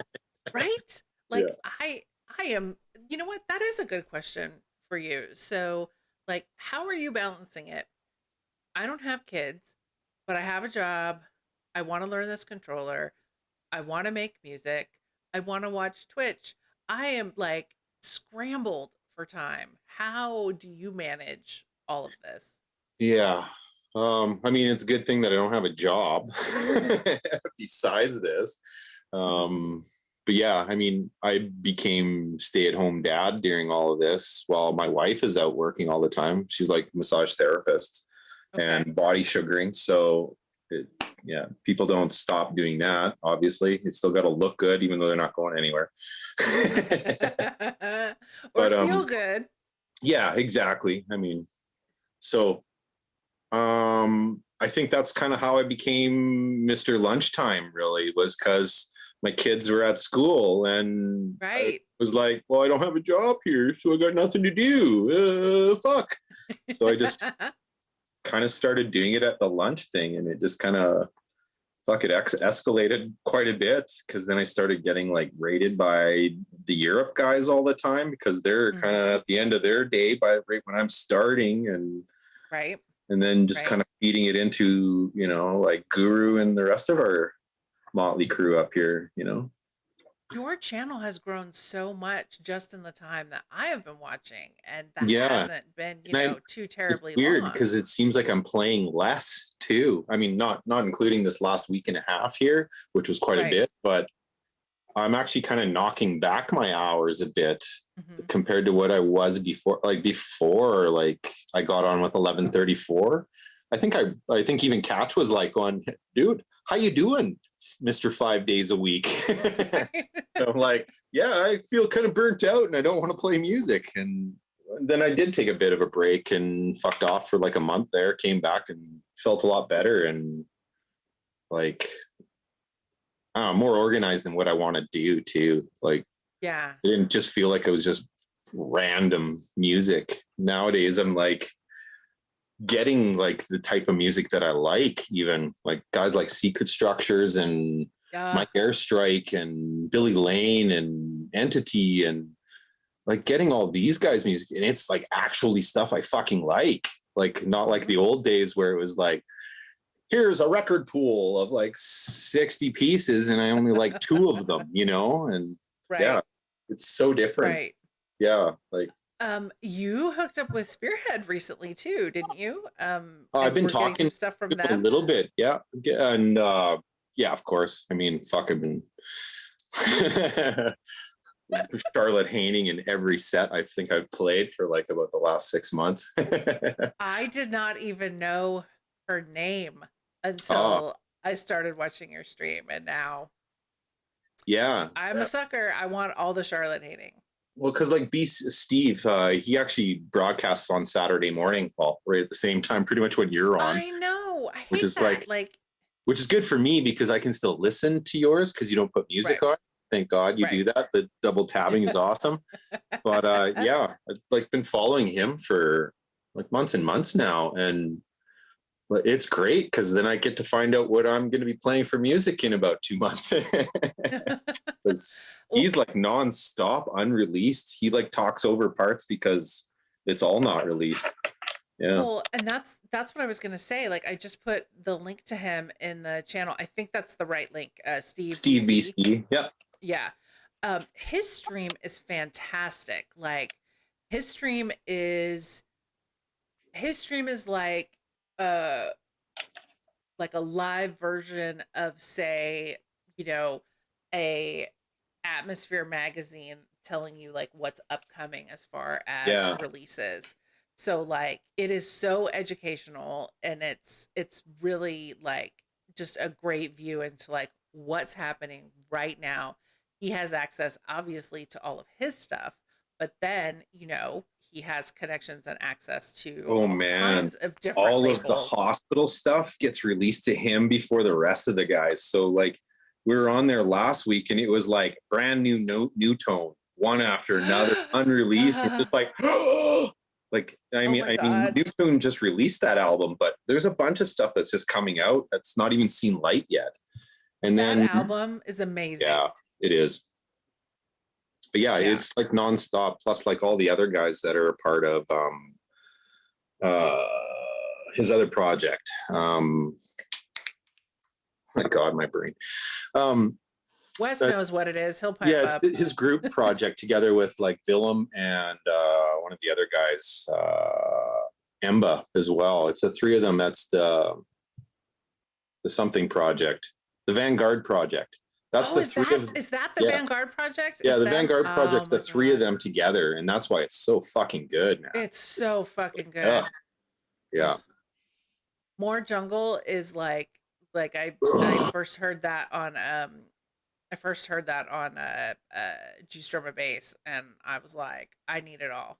Yeah, I need all of it. those drums are awesome. God. Yeah. Fantastic. Yeah, so he calls it a podcast, but he's not actually, excuse me, he's not actually releasing it as a podcast, right? Like you either Yeah, catch he it or is. you Yeah, don't. yeah.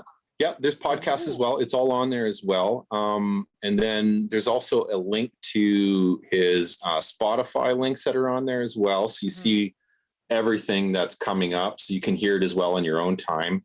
And Nice. then the last two shows, he had actually Charlotte and her husband, which is an MC. I can't remember his name right now. Temsa. Yeah, the three of them were actually all on stage together, and they were broadcasting the whole thing, the last two shows. So I really wouldn't miss it if you can. Okay, if you're yeah, into I'm that gonna have to. atmospheric shit, get in there.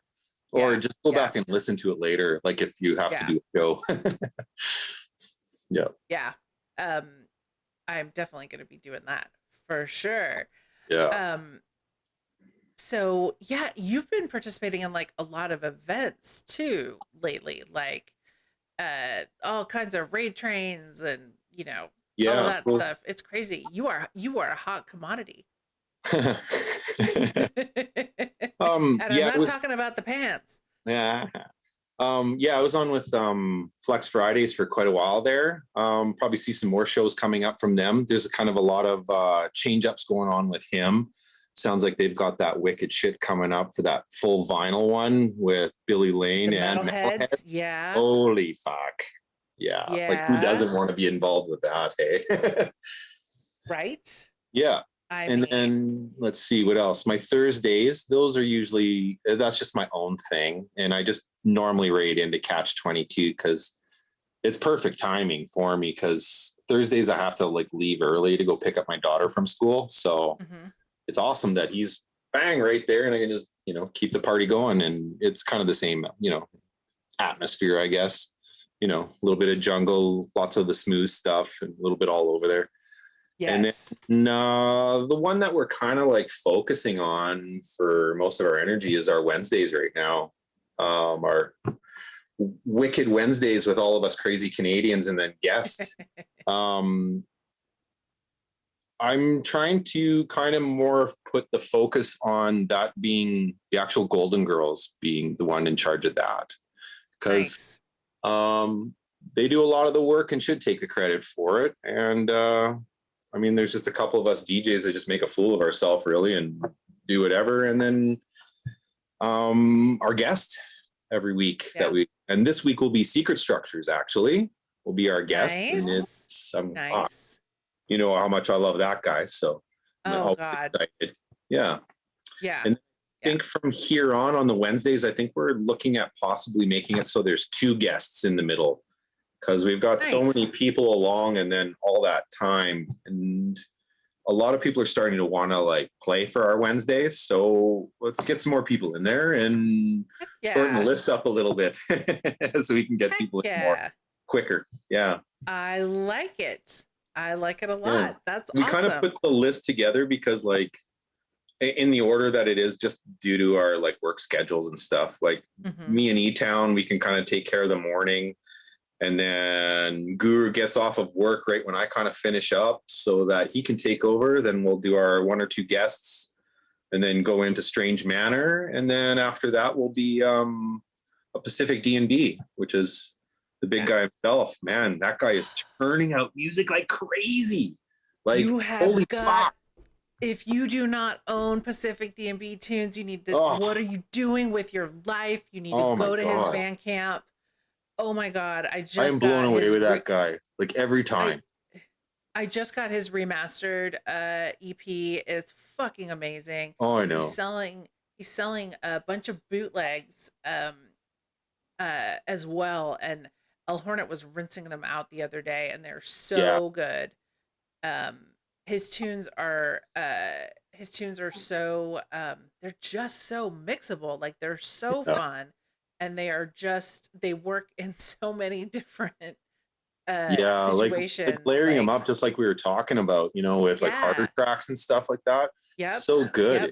and he's already got enough beefiness in the low end for it anyway to like ride it out by itself. So it's like spot on every time. And just like well, the welling up of emotion that he's like so good at too. It's just like, yes, fuck, I love you, buddy. You know, so good. His shit is great for a double drop too, because his bass will support like anything that you put on top of it. Like props to Pacific D&B. That guy is amazing. There's a way also, we can promote him more. Yeah. His Sunday roasts too. Holy, I love his Sunday night vibe thing. He gets right into like older, deeper, and it's so good. Also, best view on Twitch, man. Like that is not a green screen. That is beautiful fucking Vancouver behind him. Yeah. Gorgeous to look at. I love when he does night streams with the lights of the city behind him. Me too. It's really, I mean, it's gorgeous like at any time of day, but I really enjoy the night streams. So who's your guest tomorrow for Wiki That'll be Wednesday? Secret Structures. Oh God, you just said that. That's okay. My brain's like that too. I had to remind him that he was playing Wednesday as well. He was like, my mind's gone. What am I doing? Oh God. There's a whole group of old people. Fuck. I've been drinking too much Windex. He needs to go to the Dex rehab. I don't know though. Maybe it's powering his tunes, and I don't want to like. If that's the source of his power, I ain't gonna stop that guy either. Wow, I've been loving playing his tracks lately too. Yes, it's so good. Yes, yes, me too. Same. And that God, and I can't remember the name of it again.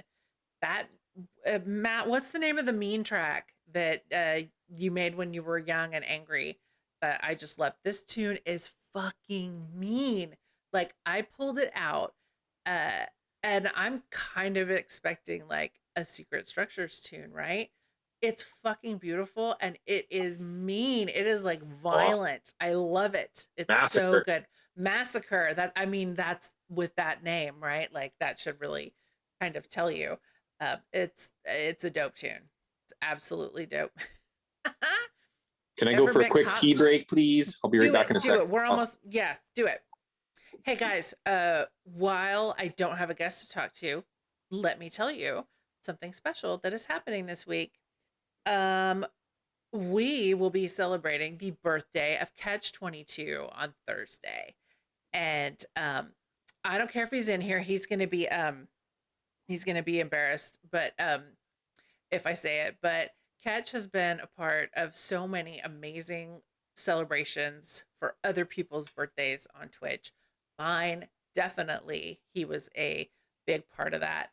And so I want to give him, and I think we all want him to have an amazing Twitch birthday. So spread the word, tell people, come and watch Catch on Thursday for his stream. He's doing his regular Thursday stream, but Buddha is actually going to do an extended stream so he can raid into Catch. So he's going to do his regular set of Throwdown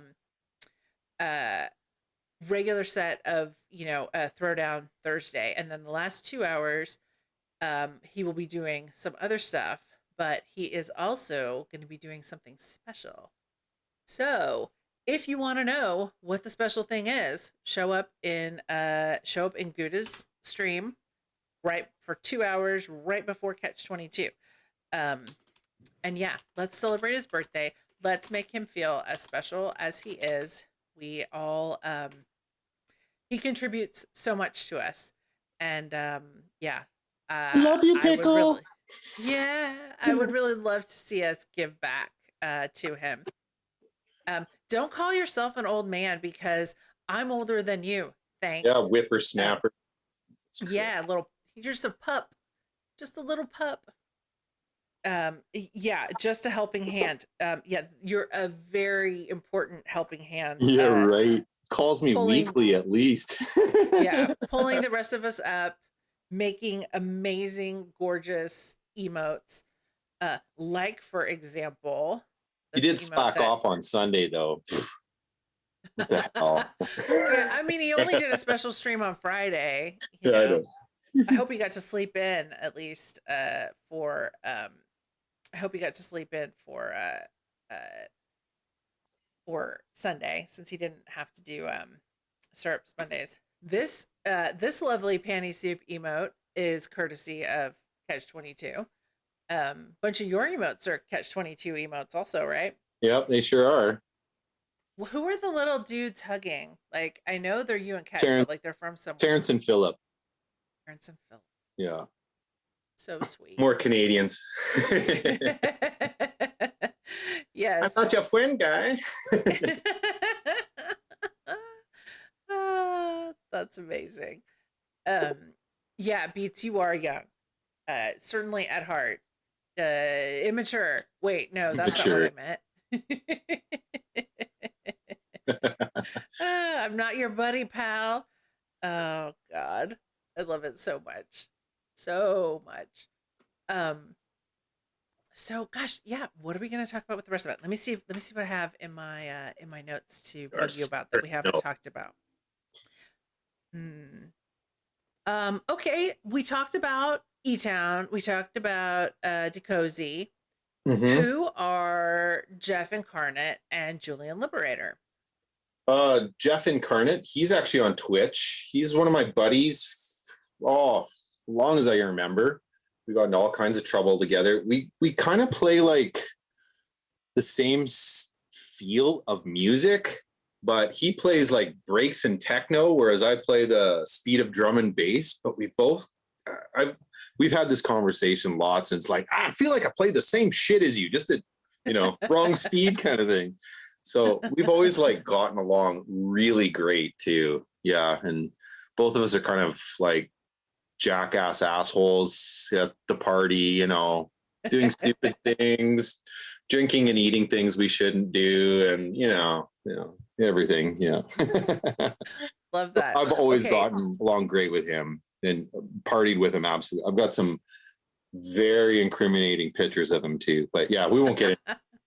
No. And then Chris and Julian Liberator, they would have been, well, the UK guys coming across that came to the PPM parties all the time, and just had such an effect on me of like their mixing styles. It's just I don't know, Julian's kind of, or Chris Liberator's fairly well known by anyone in the acid techno world for sure. I got to hang out with him like on multiple occasions. He ended up staying at our house and stuff, and it always stuck with me. He's just kind of a different way of mixing. It's kind of that playing like ripping bass lines and chopping them up, like how I kind of do in my mixing. It's kind of like how he does it with techno, where he like drops it out and when he's mixing two tracks together. I just kind of felt like I brought that along too. And then of course, Aaron and Julian, they were like the three Liberator DJs together, known in London. And I never got to meet Aaron ever. I mean, he's absolutely amazing producer as well, but Julian is kind of their the bastard brother of the three, really. He's kind of they're not really brothers, they're just it's their stage names, but yeah, he's kind of a nutball, crazy, just the weirdest ends of like almost all styles of music he'd be into. And he was also like one of the ones that first showed me kind of like jungle and drum and bass, because he'd also play that too, even though he's known for techno. So it was like kind of some of the PPM parties and stuff, we'd run into those guys because they'd come across to play, and we ended up just partying like freaks for a few days and get to know them really well and pick up bad habits from them, I guess. I guess would be the best way to put it. Yeah, some good ones too, apparently, like with your mixing. I definitely say that probably having I'd say got like fast mixing for some stuff. I've got some really bad habits of like always putting my hand on the platter and playing the chase game when I'm doing vinyl. I know I do that, but it's just, oh fuck, it's really hard to change my way. Get back on the floating the pitch instead. Well, but I think that like every style maybe demands some aspect of the approach is different, but Yeah. knowing it, like being exposed to all of those different sort of styles and ways of mixing, I'm sure informs what you're doing and gives you, Yeah. For um, a different perspective, um, and maybe a more creative or like not as common. Maybe just a Um, little different, because I mean, like a lot of people like around here on the prairies and stuff, they would mix like drum and bass as that kind of like call and response, and mhm. like lots of MCs over top. And I was never into that. I never really. I've only had like maybe 3 times ever in. I'm coming up to close to 30 years of DJing, and Mhm. I've only can think of 3 MCs ever that I've actually enjoyed working with. And like that's it. Like the rest of the time, I've actually taken microphones out of people's hands and like, hey, can I borrow that for a second? And then just disconnect it and put the microphone down my pants because they ain't gonna want it back then. Like, because I was so like, man, you're being negative, and I do not want you on the microphone while I'm playing. Like, you get the fuck off the stage. And then Oh they yeah. went and got the promoter to like get mad at me, and I was like, really? You're okay with this? Because that's not going to fucking happen. I'll walk away. I'm not going to have someone like trying to start fights with the other stage or whatever the fuck they're doing. It's like we're all Yeah. trying to have fun and party. Yes. Yeah, Yes. There were and that, just too many MCs in Texas, and I was always happy when the mic was plugged into the mixer that I was using. yeah, I mean, mics may or may not have gotten unplugged or accidentally turned off. Um, maybe. Oh, maybe. gosh, yes.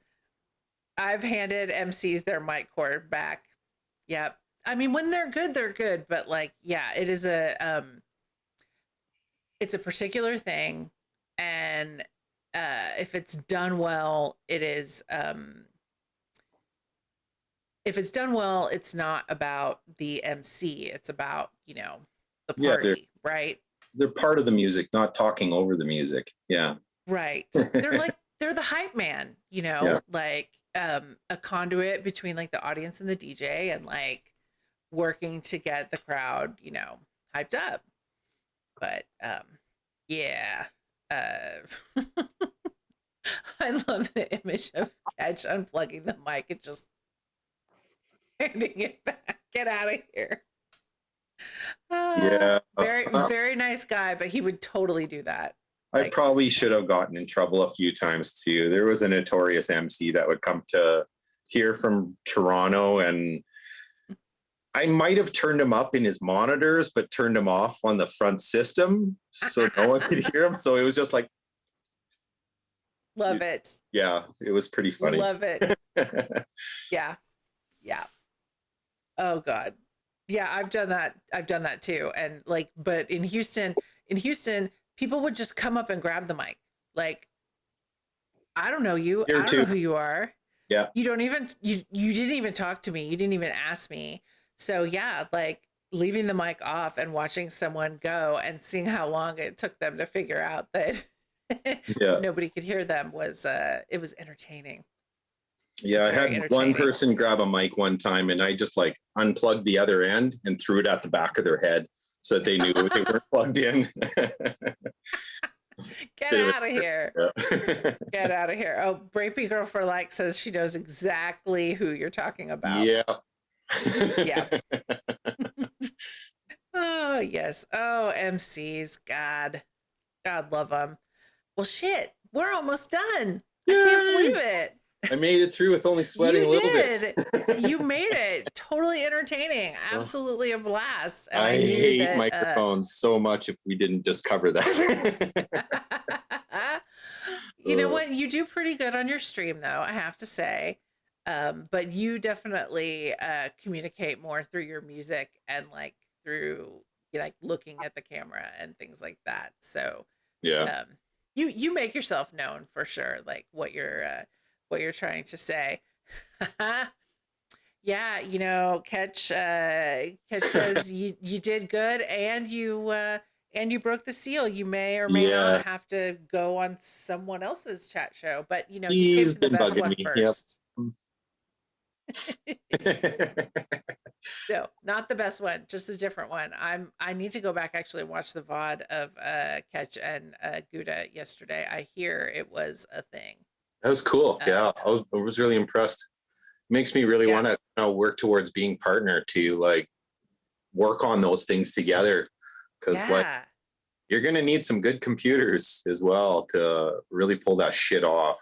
Well, Yeah. that's one of the things that's kind of exciting right now about like this sort of like almost like a block, right? Of Catch and Crypto and Gouda is like that they're gonna get to explore like what's what are these partner only features and like how can we make the most of them?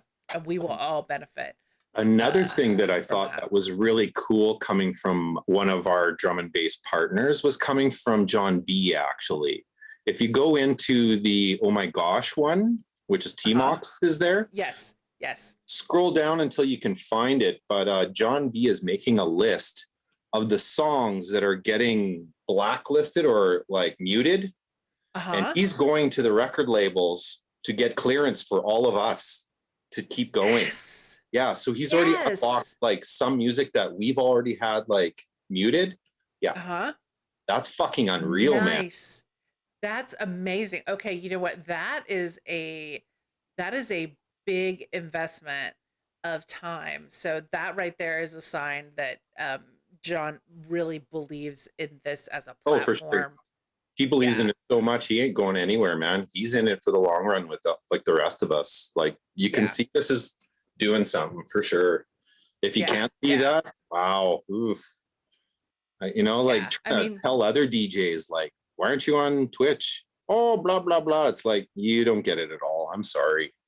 even It's like better, pulling why are you teeth. on Facebook? Like, why are you on Yeah, Facebook and you're not on Twitch? Hospital Records, I'm talking to you. Like, uh, that makes no sense to me, like at yeah, all. Not even a little bit.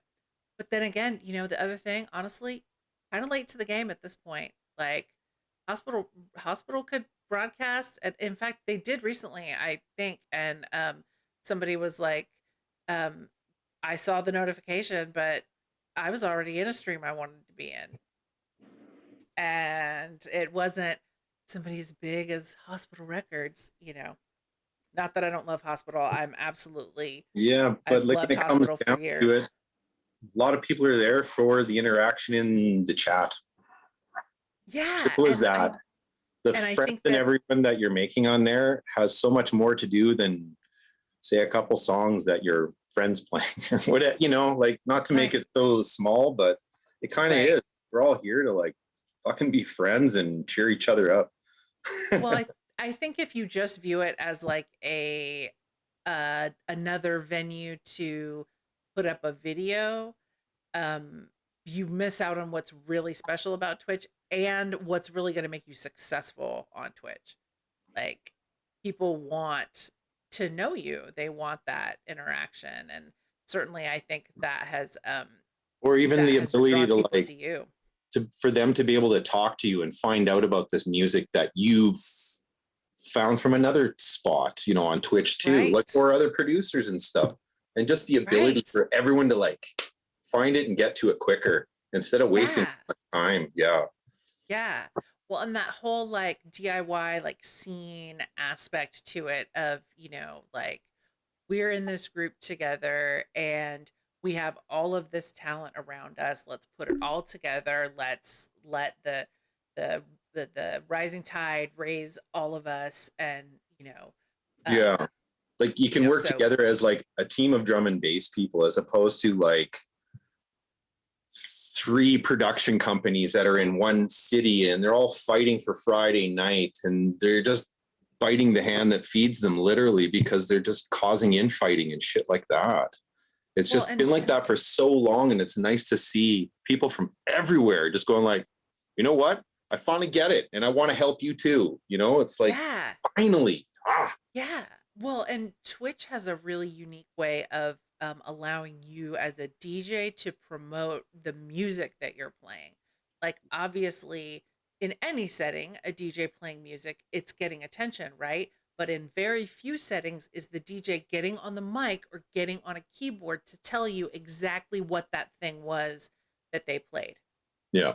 And so for all of our local to Twitch producers, it's such a boon. And man, who doesn't want to play their friend's record? Who doesn't want to like have people know their friends' records?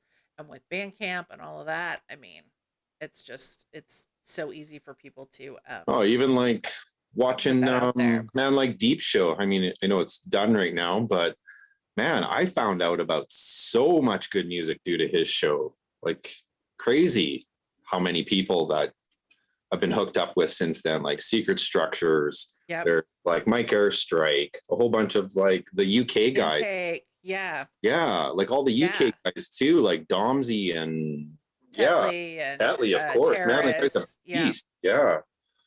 Like it's amazing. Like just the interactions alone. And there's not a fucking chance I would have known about any of these guys. Not a fucking chance. I would never have known about you. I would never. I didn't even know who Billy Lane was, man. And he's like a big name. Yeah, right. You know? Like EDC big. Like I never would have gotten to see Catch play and Dylan play and Beats play, and I wouldn't have known who Pacific was like at all. So I mean, it's just amazing. Oh my gosh, thanks for the bits, guys. Clever gal. And I don't know why my activity feed is not showing everything. But okay. And Johnny, thanks so much for the sub. I really appreciate all you guys. Cupcakia, Hello Johnny, Clever Gal, Lynn Smith. Wow, you guys are amazing. Just incredible. Oh, yes. Guys, I know you've heard that the dark side has cookies. Were you aware that the dark side has donuts? The dark side has donuts. Oh my god, what kind is that? It's a creamsicle filling. Ooh, so like orange and vanilla? Yep. Yum. I'm gonna get disgusting here and get all my fingers all of the DJ gear here right away. Yeah. Well, thank you so much for being here. I really appreciate it. This was really, really fun. I knew it would be, but yeah, this is really fun. And I appreciate your time very much. I know that that's a big deal to give it. And you made it a lot easier than I was making it out in my head, because I fucking hate interviews and shit like that. Normally I'll just like laugh it off and say no. Yeah. Well, I told you I'm good at this. I got you. Like, you're in my house. I'll take good care of you. Promise. Every time. So next week, guys, A1 Voodoo is going to be on. I'm super excited about that. That's going to be really fun. We're going to have a lot to talk about. He's on the 25th, and his semifinalists for the Tough Love Dubs remix competition will have been released just the day before. So he'll have more to talk about. And super excited about that.